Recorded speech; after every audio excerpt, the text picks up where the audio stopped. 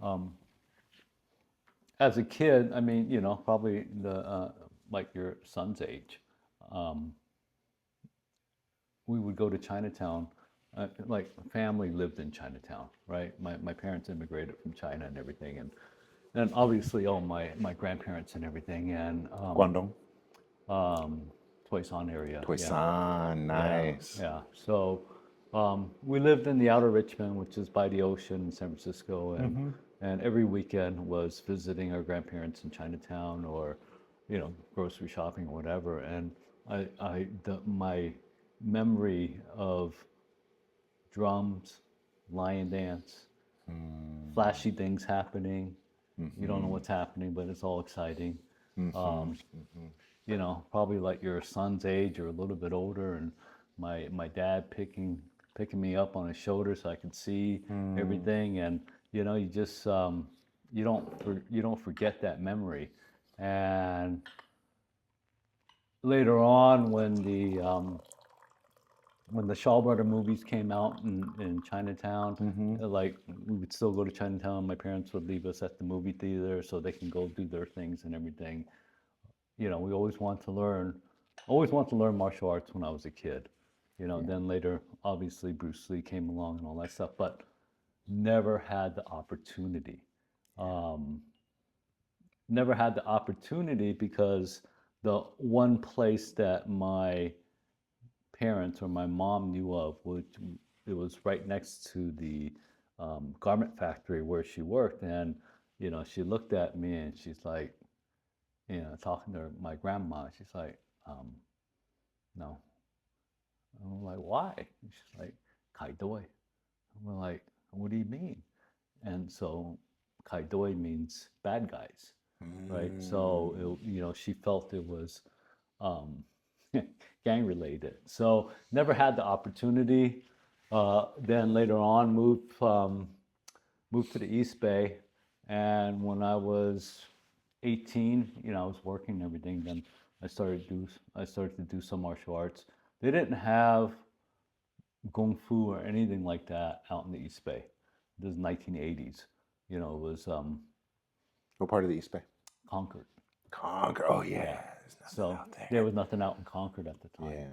right? And so I did that for a few years, and I mean, I thought like, this is during the time of professional kickboxing and all that stuff was Mm-hmm. happening, and I really wanted, I thought like, this is what I want to do, and the the person that was running the school, I mean, and that's what it was. It was a business, right? So something happened or whatever, and he closed some of the schools that he had. And anyway, so I went into doing other stuff, went back to school and everything. I didn't start training um, in martial arts until later. I mean, I dabbled in stuff.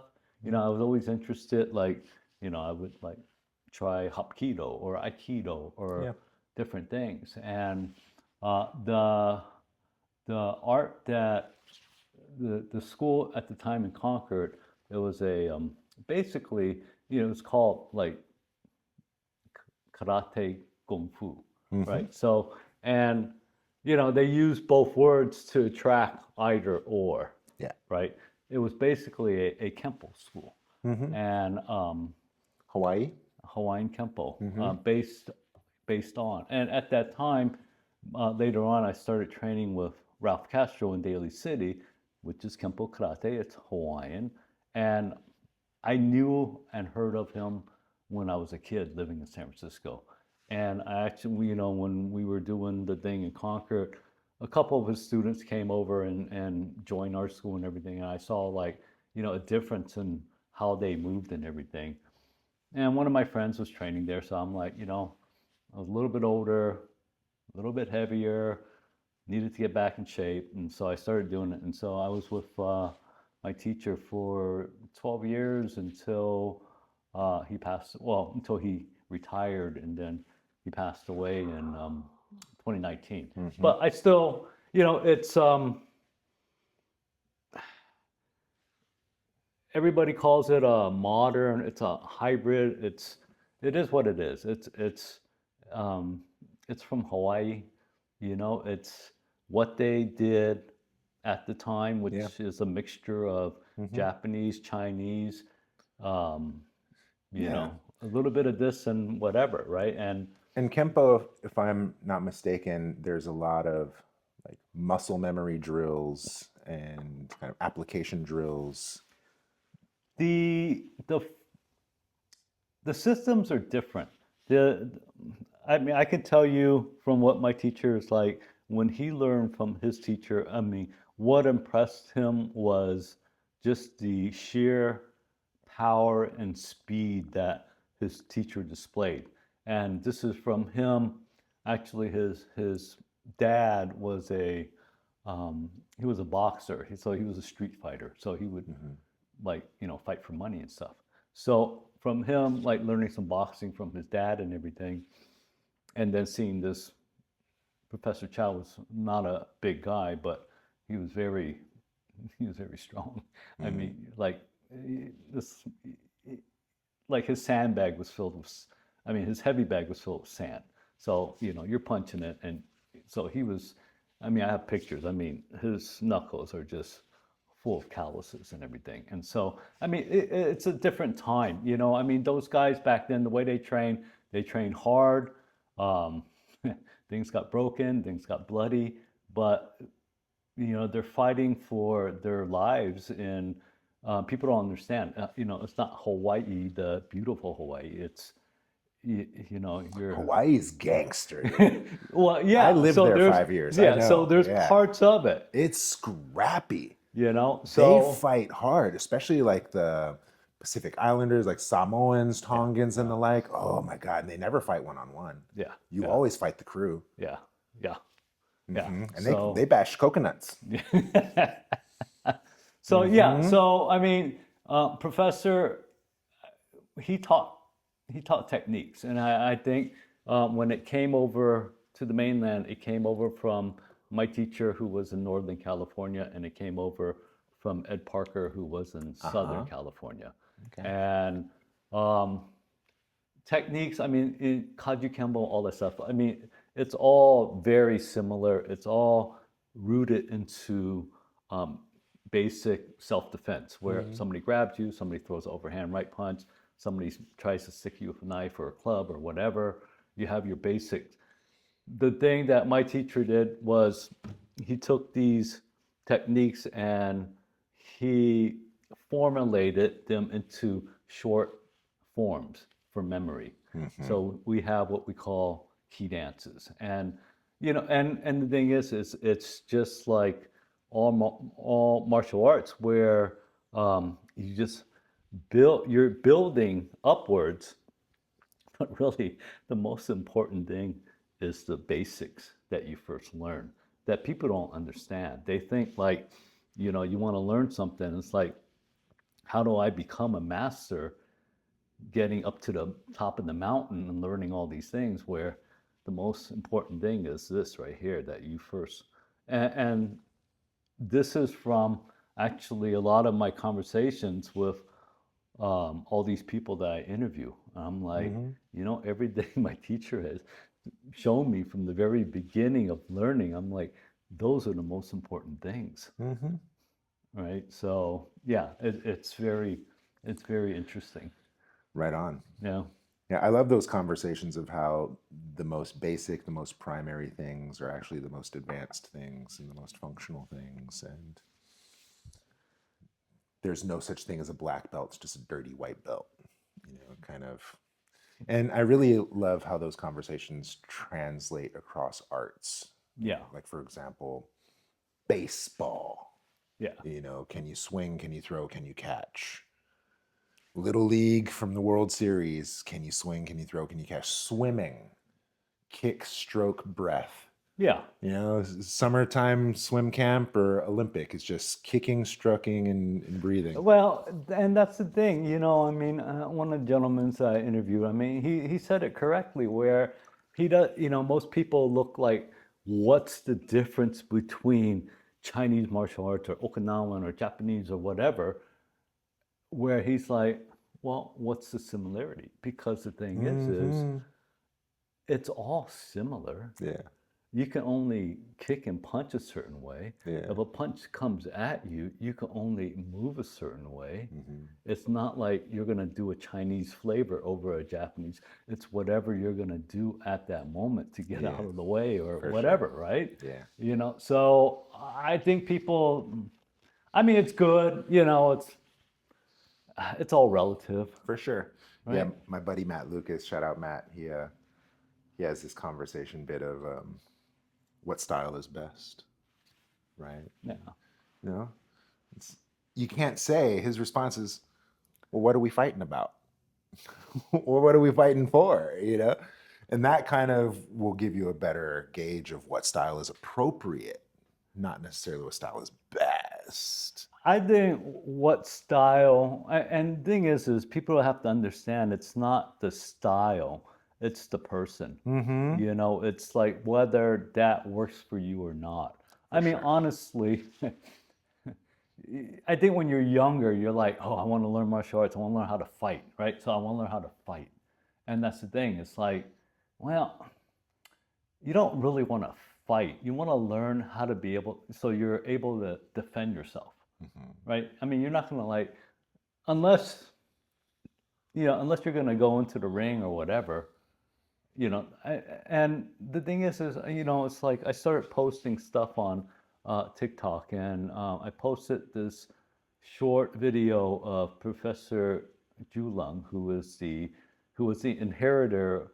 So the first known person to teach in Chinatown is Professor Lao Ban in the Mm-hmm. 1930s. Okay, so this Shout out is Lao Ban, peace to the king. Hong Sing Cho they fought. And so Mm-hmm. Professor Julung is the inheritor after Professor Lao Ban passed away in 1967. And so I posted this video, and he's doing his form or whatever. And, you know, some guy, and normally I don't comment, you know, I mean, but this guy's like, oh, you know, I'm Chinese, but this Kung Fu's fraud. And I'm like, okay, you know, I got to say something here. And thing is, and that's the thing. It's like, you know, oh, what he said was like, you know, I'd rather do MMA or Muay Thai or boxing and all this stuff. And so I responded, and I'm like, you know, everybody has an opinion, but I got to tell you something. I've trained with a Lupini champion in an MMA gym doing Muay Thai for many, many years. And, you know, and that's a wonderful art. It is a combat sport.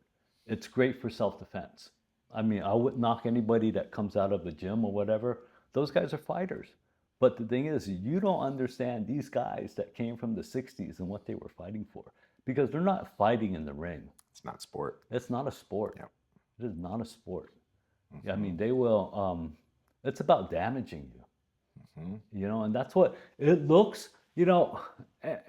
And an art can be, and that's what it is, it's a martial art. It could be used for whatever reason. If you want to use it for competition, use it for competition. If you're going to use it for self-defense or whatever, I mean, the thing is when you do a form, it's you know, you really have to look at somebody doing it and see the way they move and the balance and all that stuff is really, I mean, you know, if you have a keen eye, you can see that. It's not just about being fast and all this stuff, you know? And that's the thing. I mean, people don't see that. They see somebody doing a form, they're like, that doesn't work. Well, Yep.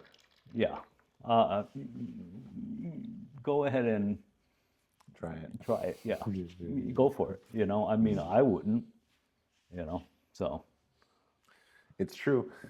Thing is, what I really appreciate about golden era martial arts, at least the way that I want to appreciate them, is that if you had the fist, if you were the Galso, if you had the high hand, Yeah. not only were you the muscle of the town, you were the sheriff of the town, you were the doctor of the town, you were the role model of the town, you were the conflict mediator of the town, you Yeah. were the defender of the town, right? You actually had a role in civil maintenance. You're not just some thug that can fight, you know, oh, how many people can you beat? Well, how many kids can you put through college, actually, Yeah. and imbue with good character and strong work ethic? Well, and that's the thing with like Lao Ban, Professor Lao Ban, and then later on Hmm. um, Professor Wong Tim Yin, T.Y. Wong, who came in the late 30s or 40s. They were both members of Hop Sing Tong. And Yeah. so, I mean, at the time, Chinatown was Chinatown was rowdy, I Yeah. mean, and so, I mean, talking to these guys, I mean, even in the 60s, you would have people coming from outside and, you know, I, beating up old people and all this stuff. And, it's interesting. Like one of the guys I interview, I don't know if you know Michael Lau, who is from Yao Gong Moon. Mm. We interviewed him, and and one of the things that he said was, "Yeah, I mean, you couldn't cross Broadway. Back in the '60s, you couldn't cross Broad. Then you would have to like fight the Italians and all this stuff." And Mm. I said that to my mom. I'm Oh, like, in Little yeah, Italy. you know, and she looked at me, and you can like, she had this anger in her eye. I'm like, and she's like, what are you talking about? You couldn't cross Broadway. You couldn't walk up Pacific. They spit on you. And so that's the thing. You don't understand. You know what I mean? I mean, you don't understand what people have gone through. And I'm not saying just Chinese culture. I'm talking about all culture and wherever they're living and all that stuff. That happened everywhere, right? Hmm. But yeah, I mean, yeah, it's interesting. Yeah, you learn stuff.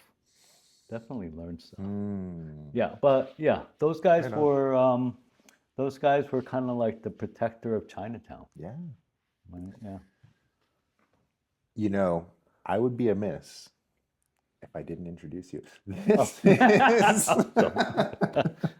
Leo Gong, Hello. filmmaker, documentor. Yeah, Yeah. yeah, photographer, Yeah. Yeah. martial arts. All right. Yeah. And you have a really cool project. You came into my radar because I was reaching out to Bucky. Oh, okay. And I was like, hey, Bucks, Yeah. I want to interview you. And, deferring. I was like, oh, you should talk to Leo.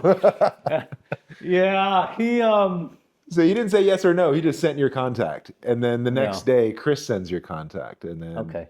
so here we are. Yeah, Bucky is Bucky's been like a great help um, with this film. I mean, he's been in the martial arts for such a long time as a teenager, and he's. I mean, to me, he's inherited the system Yeah. from his teacher and everything, and his relationship with everybody. Um, I don't know if he likes me calling him the ambassador of Chinatown, but he kind of is. I mean, he gets along with most of the seafoods and everything. And Mm-hmm. so with his help, I'm able to, or we're able. I mean, I'm the muscles. I'm camera and whatever. We come up with questions, and he sits there, and and you got to have that. You got to have somebody that doing an interview that's interested in learning, Mm-hmm. right? Learning about somebody else's art and everything. Yeah, Yeah, yeah. yeah, Awesome. yeah. Well, I want to get him here next. I've only mixed up with him just a handful of times, but it's always been so lighthearted, fun, Yeah, entertaining. yeah. He's such a hoot. Love that guy. Full of jokes. Bucky, Yes, full come of over here. jokes. Yeah, have tea with me. Yeah. Let me interview you. Mm. So, who are some of the masters that you've interviewed for this project? So we started with the whole project started by I wanted to do when I was a kid. I saw Grandmaster YC Wong perform as a Yeah, teenager Hongar. with the whip chain Nice. at a junior high school, and um, I knew he was getting older, and I wanted to do an interview with him. Um, and this was pre-pandemic. Yeah, he's still around. Yeah. He is still now. I think Mm-hmm. he's 93 I or just 94. Yeah, I think I Um, saw him at the Kung Fu tournament last yeah, year. Yeah, he shows up. He pops up, but because of the pandemic and all that stuff, and it never materialized.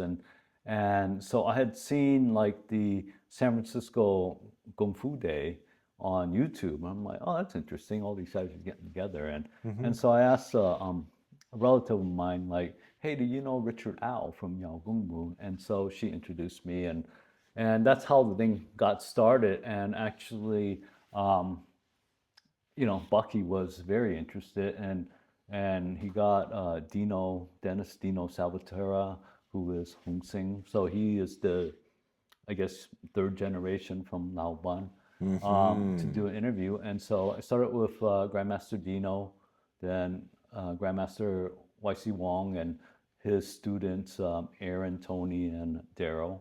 Mm-hmm. And who else did I interview?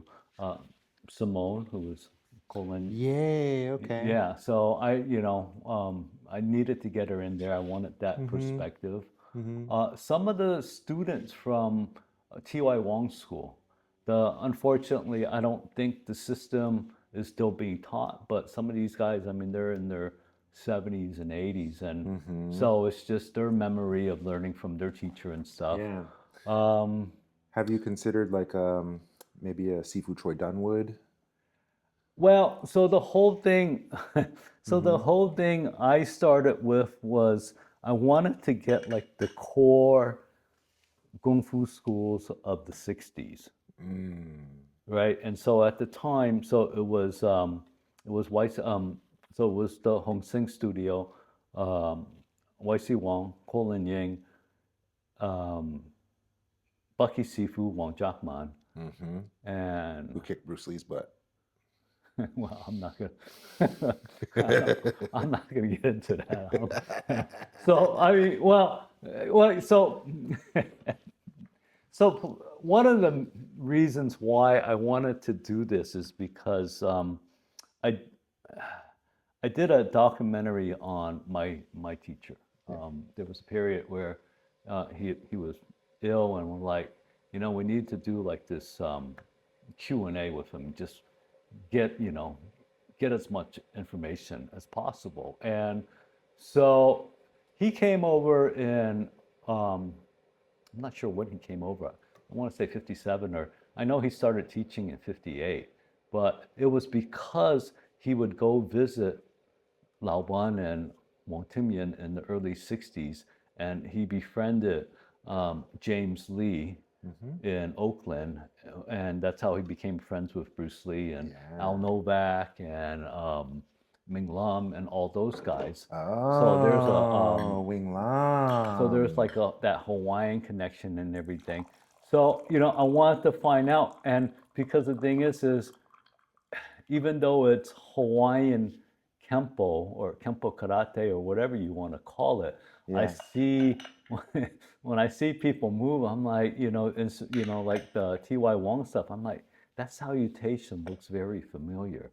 Or I see something they do, like I tell Dino, I'm like, that move, like I never understand why we did this, and then I see you guys do it. I'm like, see, there's things that we do, and I'm like, it has a lot of Southern flavor to it. Yeah. So it's very interesting to me. Um, yeah, but so yeah, so to get back, um, there's guys at the San Francisco Kung Fu Day. It's not like I don't, I mean, this thing can go on forever, but I just wanted to kind of like keep it a core group of There you go. back in the 60s, the golden age of Kung Fu, Mm-hmm. because really it kind of started like, I mean, it all came over here, but then, in the mid 60s, I mean, you have the fight with Wong Jackman and Bruce Lee, and then later on, I think 67 was no, 68 was the first demonstration that YC Wong put on with some of the other guys, and that's when it started getting promoted. I mean, even excuse me, even T.Y. Wong, his first book that Dr. Richard Lee had, it said, he explained it. It said Kung Fu Karate. And I wanted him like, okay, why does it say karate? Because same thing in the East Bay, Kung Fu Karate, and there's no karate in it. It's just people are familiar with that word, Yeah. right? Funny. I had the exact same thing trying to teach Qigong. Yeah. I had a job with Twitter. I was teaching Qigong at Twitter. Okay. Okay. And then I'd also go to Salesforce and teach Qigong at these Oh wow. places and varying degrees of success. Yeah. But nothing worked better than when I called it Chinese yoga. Oh my, I had a line. I called it Qigong. I called it Tai Chi. I called it Tai Chi Treasures. I called it pain management. I called it office ergonomics. I called it everything up I called it Chinese yoga. And it worked. Line out the door. Wow. Wow. And that's what it is. It's yeah, I mean it's advertisement, right? So I get it. Karate, kung fu, whatever gets the doors. Whatever. Yeah. Well, because these guys, I mean, like T.Y. Wong when he first came over here, I think like I'm not sure, I think it was like 10 years he trained in China. And when he came over here, he worked in the laundromat, and it wasn't until they like, oh, this guy knows like martial arts or whatever, and he's like, wow, I can do this for a living. Mm. Right? I mean, it wasn't commercial the way it's commercial now, right? And they didn't teach to they didn't teach to everybody at that time. It was kind of closed door at the time. Yeah.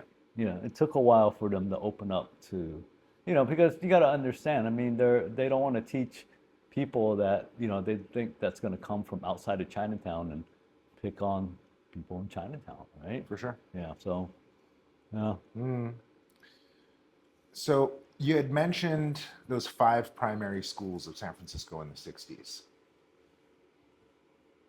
What would you say were their flavors? Like maybe this one was more form, that one was more fighting, this one was more culture, this one was more. Like which one? What would you say, if you could? I could say, so. I mean,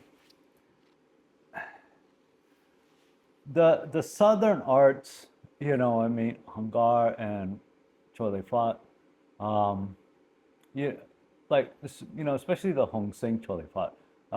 I could see like the big flavor is foundation. I mean, they are like Strong strong they are basics. they Huh? yeah they are strong, Nice. very strong. You know, Good answer. it is. Uh-huh. I mean, it's yeah. I mean, even if like my parents would have let me join that school, I'm probably wouldn't have lasted a week. Because all you do is sit in a horse stance, and right. I mean, as a That's kid, do you think, yeah, maybe not. You just like every other kid, you just want to jump up and down and hit things, right? But the interesting thing is there's a very common thing where everybody learns everybody has their basics. um, a lot of them are taught individually because everybody starts at a different time, and everybody learns forms, and you learn um, a couple of moves until you perfect that, and then your teacher shows you more moves, and that's how all those guys learn their forms. I found it interesting that nothing is, excuse me, really broken down. A lot of it is just follow teacher, yeah. right? I can tell you, like, um, we learn, with my teacher, we learn forms, but and same thing, we learn a few moves, but it's application. So everything is I mean, there's no reason to do it if there's no application. Yeah. So, but later on, I mean, depending on the individual, you seek out and you figure out that application later on. But yeah, I mean, it's interesting because in my system we don't have a lot of weapons. It's and I've always Kempo, there's what, like the sai, there's the sickle, there's a staff. we have a staff. I Yeah. mean, my teacher was always like everything's just an extension of your hand. So our focus is on speed. Our focus is our energy and our forearm, and everything's a snappy strike. And so one of the things that I've always and I see, like, especially in traditional Chinese martial arts, um, utilizing their whole body because one, if you're using a real weapon, I'm Mm-hmm. talking about like a real weapon, like a real saber. You're not doing this kind of stuff. Yeah, so you have to, and you're holding a heavy weight, Yeah. so you have to learn how to use your body. Mm-hmm. And um, I actually got that from doing Muay Thai because uh, your body has to be strong, and it's a whole body thing. And um, I incorporate that into the kempo that I do. Mm-hmm. So as you get older, you don't maybe focus on speed as much, but you focus on other things. But yeah, so the southern is very very strong. The northern, I mean, they all learn the same. The northern, a lot more kicking Mm-hmm. and Flexibility heavy. flexibility. It's flashier, definitely. Mm-hmm. You know, yeah, That's very common of Northern style. It's just the long fist system, very flowery, very open, broad movements. yeah, And then you get like these Southern, like Southern Mantis, and they're ugly, yeah, but they're ooh, five ancestors. It's like nothing to look at. But yeah. you watch that, you don't want to scrap with those guys. Well, and that's the thing, I mean, it goes back to, why you want to learn a certain system or whatever. And it's not the system. I mean, you can't like say, you learn something. And honestly, to me, if you haven't trained in something for at least 5 years, Yeah. then you don't really understand what that system is. I mean, you like you do something, oh well, karate sucks, I've been doing it for a year, and well, you haven't really learned anything, Mm-hmm. you know. And it's not the system. You don't lose a fight because of a system, I mean, well, maybe, I don't know. It depends on the teacher, I guess, right? But Case by case. well, maybe Uh, you get into a scrap and somebody takes you down, and you haven't taken Brazilian jiu-jitsu or whatever, and uh, yeah, I can see that. But don't uh, blame it on your system. mhm. I mean, Now, yeah, thank you for bringing that up because I've recently, and you can see the mats here, I've yeah, recently started to round out my training with specifically judo, Brazilian jiu-jitsu, both gi and no gi, yeah. and then Japanese Daitu Ryu, Aki jiu-jitsu. Okay, And so the whole reason for exploring these arts is specifically to get familiar with the floor, yeah, which my 5 years in the temple, all my training prior, we didn't do anything on the floor outside of stretch and meditate. But no falling, no rolling, no tumbling, no partner floor stuff, yeah, even just how to get up and get down. yeah, And yeah, I yeah, think yeah, yeah. there's such a strong emphasis on having a root, not being able to be taken down, not being able to be knocked down, that we just didn't even explore the floor at all. Yeah, I mean, I think that is. Yeah, I mean, in our training, in our Kempo training, we had like we did floor stuff, um, not grappling on the floor, but we learned how to fall. We learned, I mean, it was hitting a mat, and we learned how to roll and get up and all that stuff. And I mean, it was like we learned how to take them down and hit them while they're down, Mm-hmm. but um, not fighting on the floor. Mm-hmm. Um, And thank you for making that distinction because even just floor mobility, yeah. which I went and explored Russian Sistema Oh yeah. Okay. because they have all these tactical floor flows Huh. that will then translate to firearms. Oh wow. It's really it's cool stuff, Yeah. Yeah. Yeah. right? Yeah. If you Yeah. have an eye for it. Yeah. And I just love all that floor mobility stuff, and especially now I teach a lot of elders, Yeah. and they're all scared of falling. Many of Yeah. them already have hip or knee replacements. Yeah. And so it's like, oh, teach us balance, balance, balance. I'm like, actually, how about just make friends with the floor? I think so. Yeah. And oftentimes you make friends with the floor, the hips open up, the back opens up. I have more mobility, I have better coordination. I'm balance is no longer an issue. And then I'm not scared of the floor. Yeah. So now the fear elements of the stress elements gone. It's actually the best thing for balance is just learn to freaking fall. But you sure? I mean, you know, one of the things that I really like about what I learned was, it's kind of like what you're saying. You know, we did some stuff with the floor. We have a wall with tatami mats and a cover, and you know, I mean, we get pushed up and we're Cool. defending Yeah. against multiple people up against the wall. We Mm-hmm. take, you know, I mean, really, is this most simple movements is really probably the whatever's spontaneous, right? And so, I mean, you can take the same movement over and over and over and apply it. It doesn't have to be a different movement all the time, Mm-hmm. you know.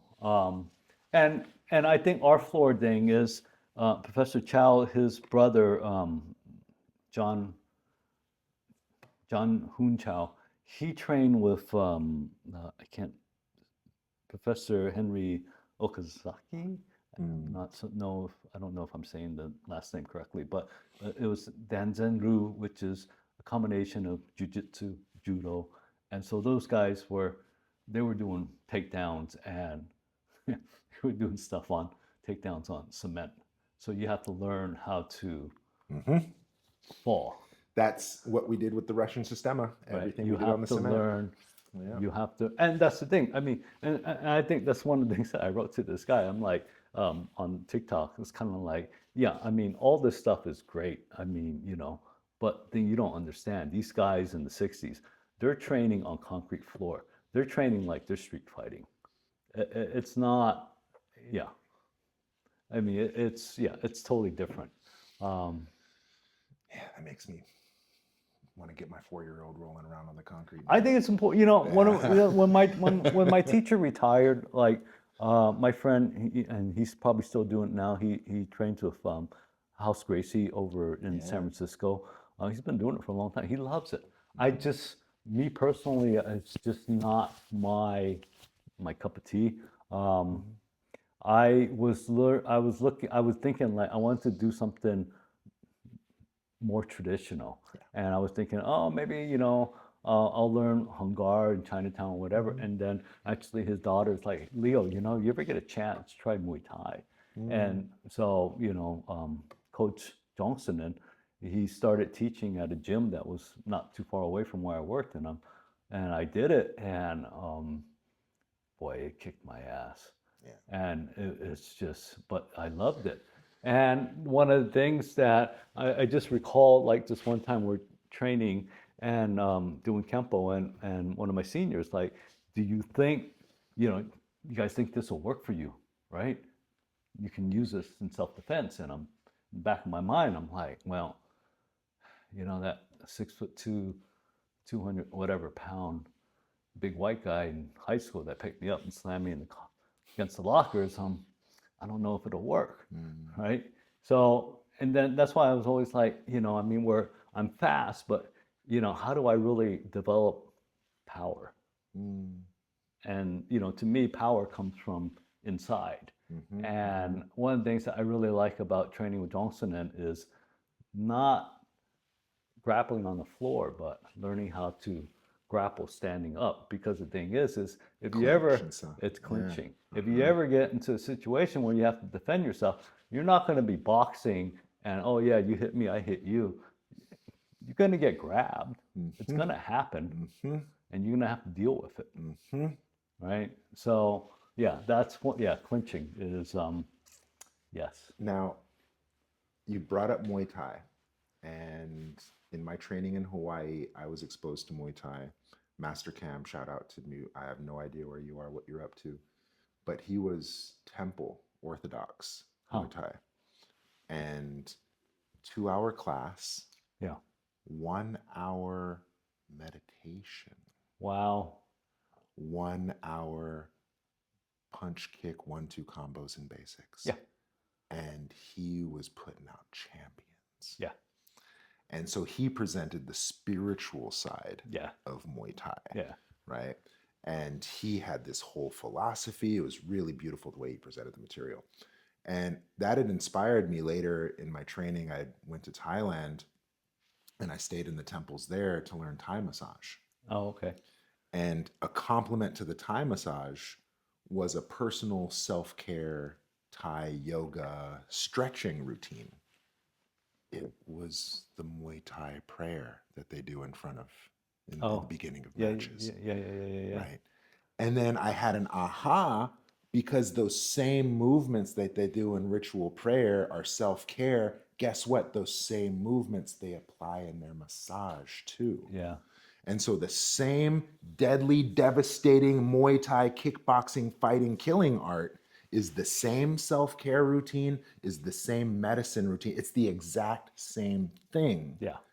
It's just up to the person, and how they view it and how they want to apply it will determine the results they get in the world. And that goes back to figuring out what that form is that you're learning, because it's Mm-hmm. all in there. You have to look in to see what that is. Mm-hmm. You can't just go through, well, you can.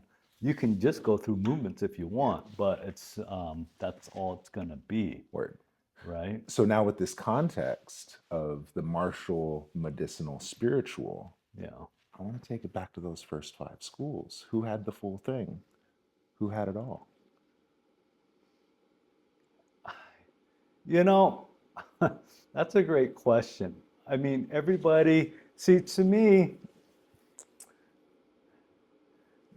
a lot of people are like, this is traditional or whatever. I mean, the thing is you can go back generations, and this is just my perspective, and you can say, this came, just say, this came from the Shaolin Temple, this came from Abbot, whatever, and then this person, this person, this person, this person. The thing is whatever that first person learned from the first Abbot, he's going to change it or she's going to change it and modify it so it fits them. Then it's going to go on to the next person. And people are going to add or subtract, mainly probably add to something. You know, even Choi Lei Fa, Choi style, Lee style, Chan style, yeah. Buddha style. Yeah. You're mixing, you know, I mean, and so that's a difficult thing, you know, I mean, I know Grandmaster YC Wong added Tai Chi to Okay. what he does. Self-care. I know Did any of them have acupuncture or herbs I beyond know like a Dao or something like that? Grandmaster YC Wong does the Dao. Yeah. Yeah, he does. He learned that from his teacher. Yeah. So that's herbalism. Yeah, That's tincture making. yeah. I mean, he's yeah. You know, I mean, he teach. That's the thing. He teach what he learned. He added Tai Chi. You know, I mean, I think with the Hong Sing, Dino, you know, he learned as he's like saw him recently. He's like, you know, we only have so many hand sets, but you know, we have a lot of weapon sets. But then he went back. They found like there were some Hong Sing schools in China, so they went back and he learned like he wanted to see what the difference was. So he learned stuff like that. I mean, Bucky, you know, they have many sets. Yeah. You know, I mean, I could tell you we have a lot of sets. I don't know all the sets, but the thing is if you have to go back and you're like, what was the set? And you know what I mean? Well, It's, shout out Choi Lei Fut, okay, because I had some Kung Fu brothers back in the day down in LA. yeah, And I would either drive down there or they would drive up here. And I was so impressed with how these guys would talk each other through forms. yeah, Because one would have the manuscript and he would just like this stance, this punch, this stance, this punch, this stance, this punch. And then the other guy listening, he would, okay, this stance, this punch, this stance, this punch, this stance. And he would do it yeah, with, they don't need any visual reference. huh? And it was just like a manual and it laid it out. I was like, whoa, that's such a fascinating thing. That's very interesting. Yeah, It was really cool to me to see Kung Fu in that way. yeah. You know? Yeah. Because you usually hear like these flowery moves.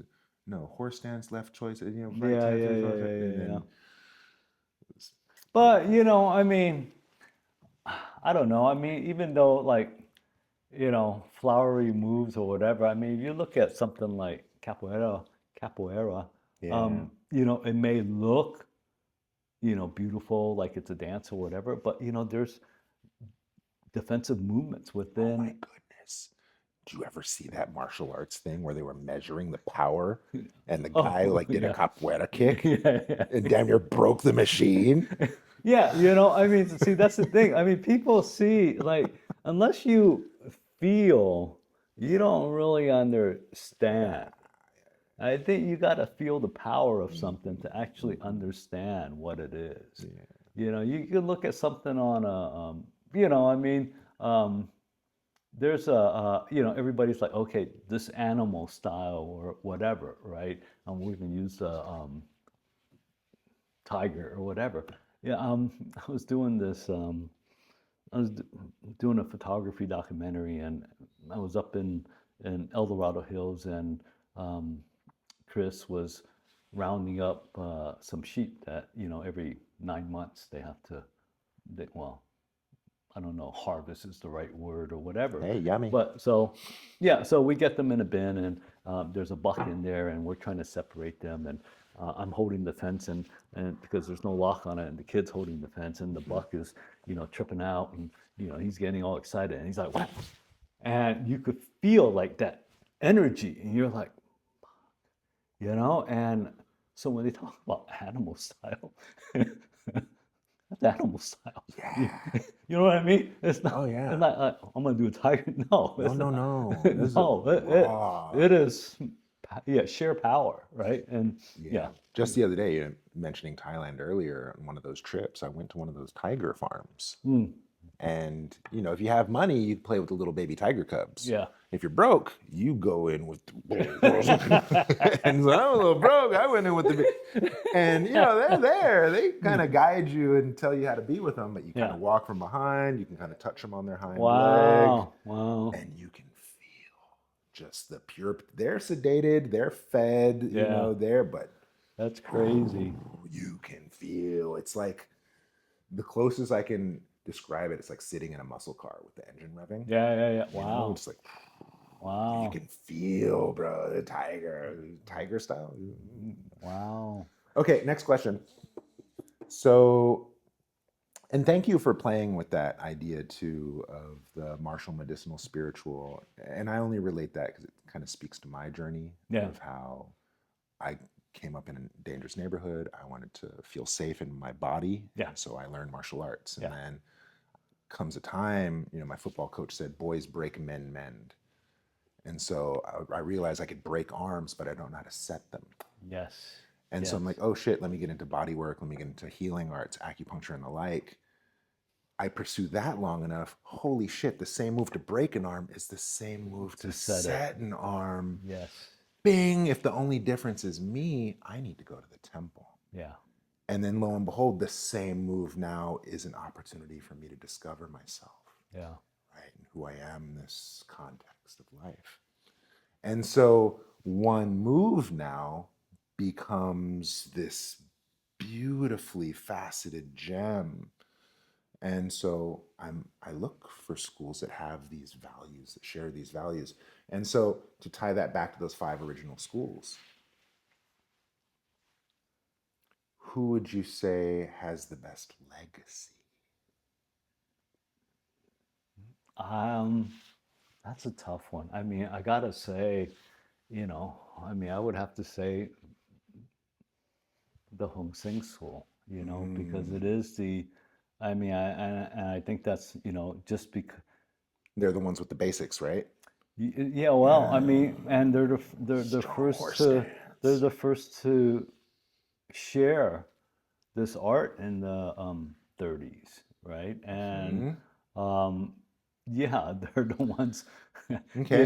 like my brother knows guys that train in that school, and he's like, when he stayed with them, he goes, yeah, this guy, he's trying to show me stuff, and what he like showed me, right? Like fucking make me sit in a horse all day. And but it's the thing is to me a good martial art instructor person or whatever that can explain martial arts is not like, okay, get in a horse for this, but why are you in this horse? You know what I mean? And yeah, so anyway, yeah, I mean, like what you were talking about with Muay Thai and everything, like my coach, same thing. Basics, basics, basics, which, Yeah. and really, that's the most important thing, Yeah. right? Yeah. Yeah. Basics, basics. The older I get, the more I forget and the more I fall back on basics. I mean, there's a story where Grandmaster YC Wong is talking about his teacher, and he's talking about there's an incident where these guys are attacking his teacher, and he's like, my teacher, he had like just the strongest bridge hand. It's like, boom, he grabs you, and I'm like, that's the first thing we learned is check, check, check, and then you don't think about it, but boom, control, right? And you don't think about these things, right? And it's the most basic thing. Yeah. Yeah. In our lineage, we had a dragon claw master. And I translated a lot of our dragon claw basics Yeah. to our massage. Oh, wow. Right? So you could have strong hands. Yeah. Right. And I bring up his story because my teacher would tell us about how he learned from him. He didn't have flowery forms. Yeah. Matter of fact, he had very poor coordination. He walked funny with a limp. He wasn't the healthy, he wasn't your picturesque kung fu master. Yeah. But if he got a hold of you, he didn't need to know death touch. Wherever he grabbed you, Yeah. death touch. Yeah. Because the one thing that he had was just yeah. grip to where he could crush bamboo. Wow. To where he could take two fingers and knock off the edge of a table. Said sand punch bags. He can thrust his finger into it. Yeah. Both hands were so bad that he was just don't let him touch you. Yeah. You don't need a good form. You just And then so you're gonna grapple, you're gonna clinch, Yeah. and that's it. Yeah. Because his grip was just so devastating. And so I could see like some old ass man, he's like, give me your wallet.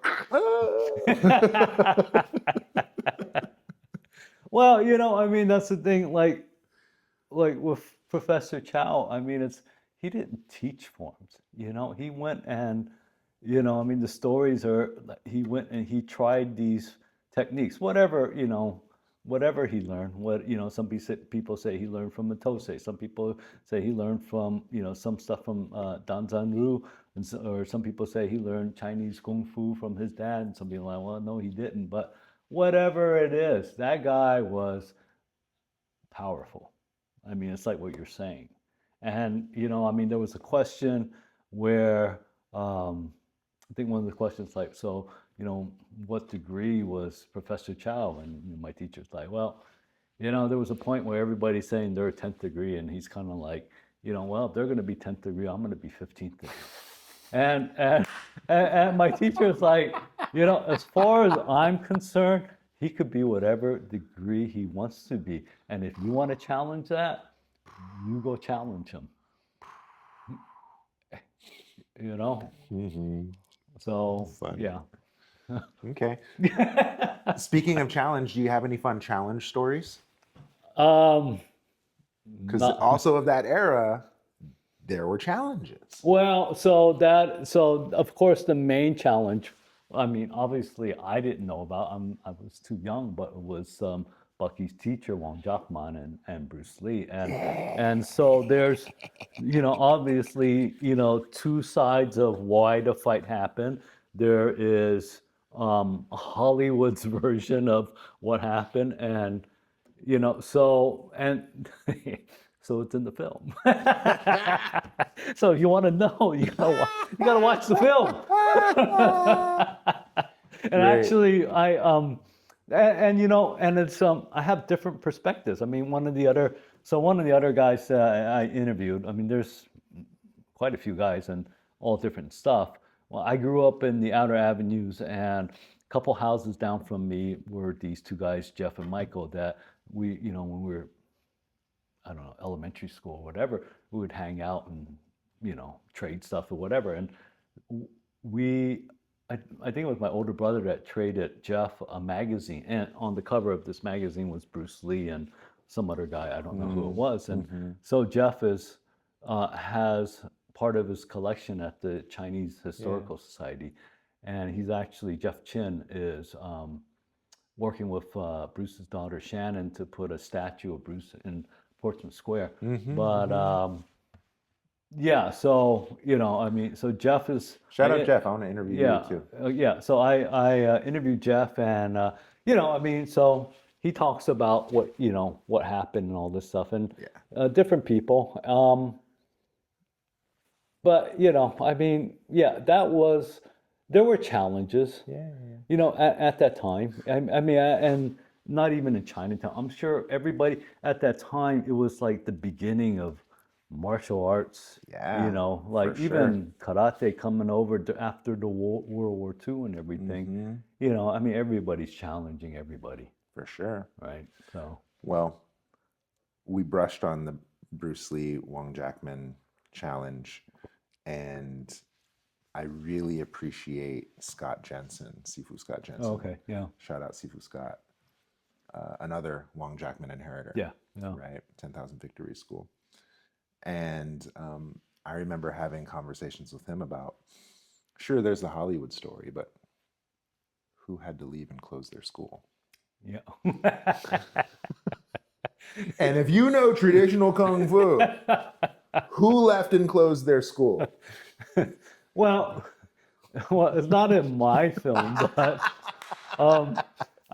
so there's a guy there's a guy that's doing I think his documentary is just about Bruce and everything, and he actually Bucky and I, we were walking through Chinatown, and we ran into Jeff and this guy, and so he wanted to talk to Bucky or Rick Wing, and I just remember, like, at the tail end of the thing, and he's explaining, well, my teacher, I asked my teacher, and he's like, looked at Bucky, he's like, my sign, and he's like, huh, your son? He's like, my sign. He's like, what are you talking about? I go, oh, his sign is still up. So in the old Kung Fu movies, it's like if you lose something, they go up, they do a flying kick and they kick down your sign or whatever. Bruce Lee did it in the Chinese Connection. So, I mean, I don't know. I mean, there's different versions of who won or whatever. And, and honestly, I mean, you can talk to Bucky. I mean, people, he's done a lot of research. He's written a very thick book on, and interviewed a lot of people.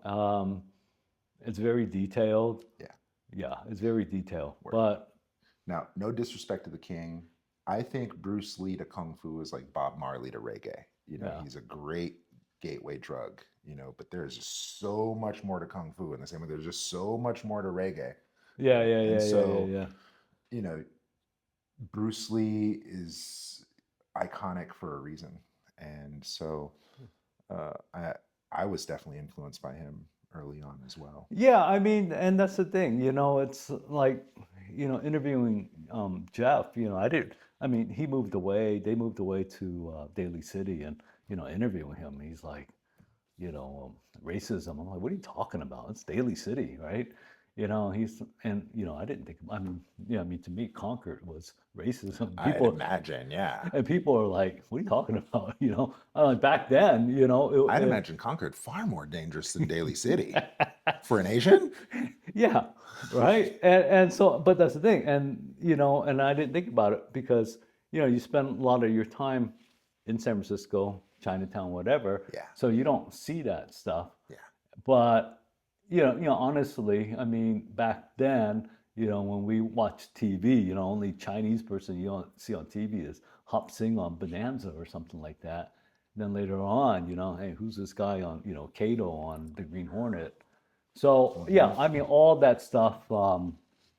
Yeah, I mean, and that's part of the film too. Is it's not just martial arts, but it's kind of like why everybody does it, why they're sharing this to the next generation is to keep this cultural heritage Great. alive and into the future.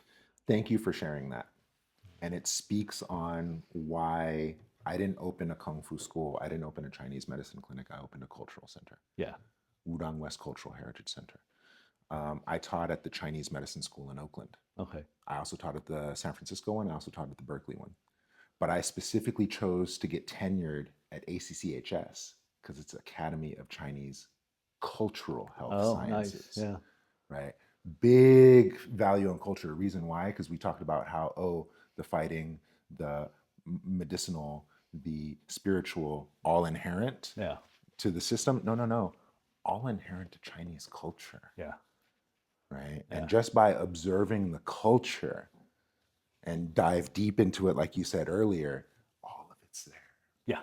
Yeah. And so, thank you for the work you're doing to preserve our shared culture, our shared heritage, Yeah. right? Because people like my son, who's now 4, Yeah.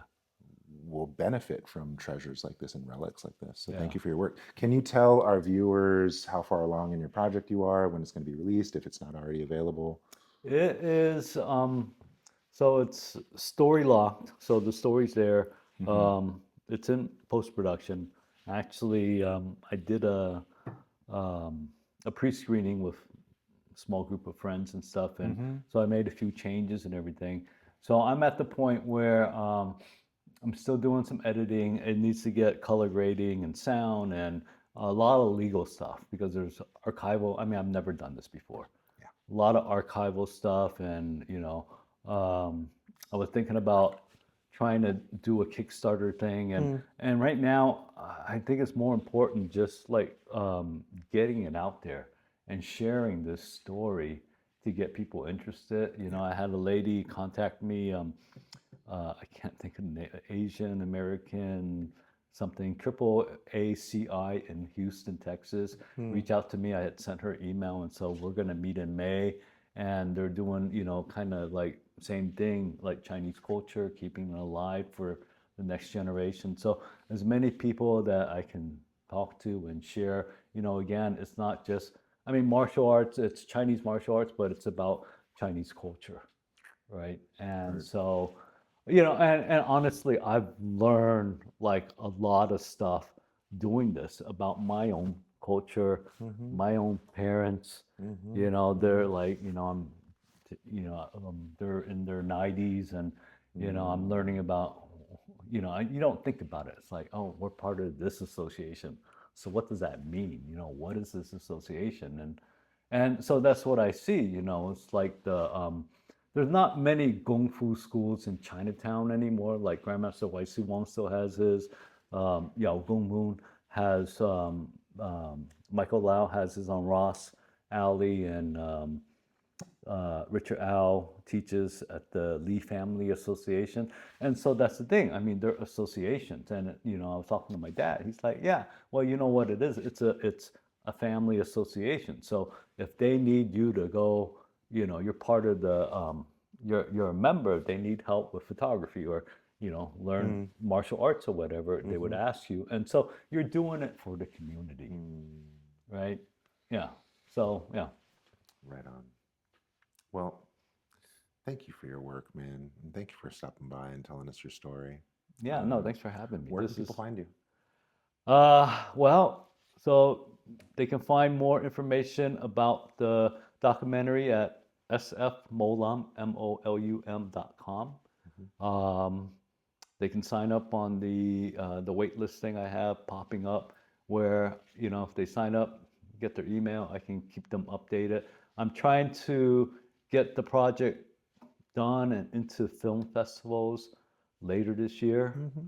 and then hopefully hopefully it gets into the film festival, makes a little run in it, and then I can release it and get it out there. And it's been a journey. It's a lot of work, endless hours. I mean, Hmm. yeah, yeah, endless hours of work. Yeah, Well, yeah. what do they say? A gentleman plants trees he'll never enjoy the shade of.